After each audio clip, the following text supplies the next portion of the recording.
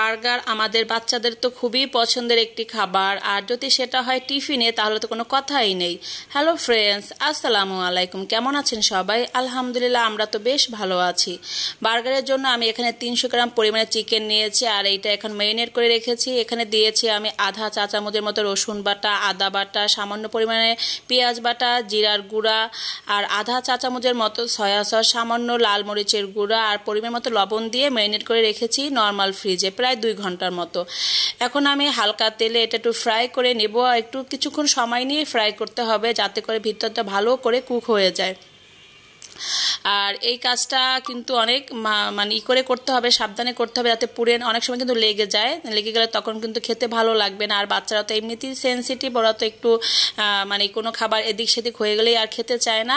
এখানে আমি বান নিয়েছি, একদম রেডিমেড বান। আর এটা তো যখন আপনাদের বাসায় থাকবে হাতের কাছে তখন কিন্তু ঝটপটে কিন্তু বার্গার রেডি করে দেওয়া যাবে।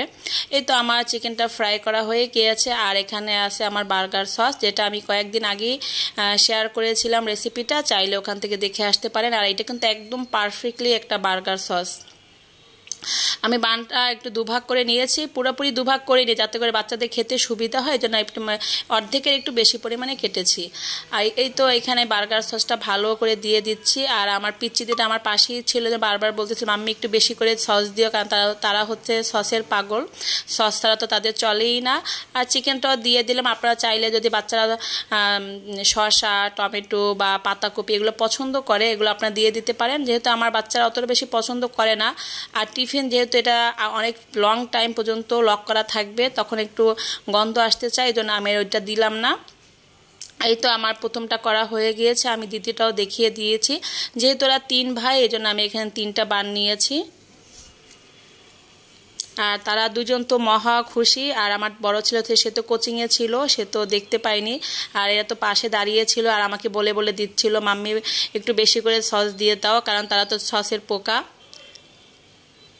আর এটা যদি মাঝে মাঝে যদি টিফিনে দেওয়া যায় তাহলে বাচ্চারা অনেক খুশি থাকে। আর যেহেতু আপনি বাসায় তৈরি করে সব কিছুই দিচ্ছেন, এখানে চিকেন, তারপরে বার্গার সস সবটাই আপনার নিজের হাতে তৈরি করা, তাহলে তো কোনো কথাই নেই, একদম খুব নির্ভয়ে এটাই বাচ্চাদের দেওয়া যায়। আমি তো মাঝে মাঝে বাচ্চাদের টিফিনে দেই, এই জন্যই আপনাদের সাথে এটা শেয়ার করা।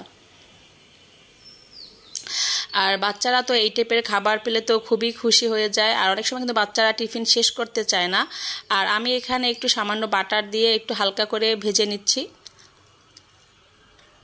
আর এটা একটু হালকা ভেজে নিলে কিন্তু স্মেলটাও খুব সুন্দর হয়। এই তো আমার মোটামুটি পুরোটাই রেডি হয়ে গিয়েছে। এখন আমি ওদের টিফিনে প্যাক করে দিচ্ছি। কেমন হয়েছে আমার বার্গারটা অবশ্যই কমেন্টসে জানাবেন। ভালো থাকবেন সবাই, আল্লাহ হাফেজ। আমাদের জন্য দোয়া করবেন, আর আপনাদের জন্য অনেক অনেক দোয়ার ভালোবাসা রইল। আসসালামু আলাইকুম, দেখা হবে পরের ভিডিওতে।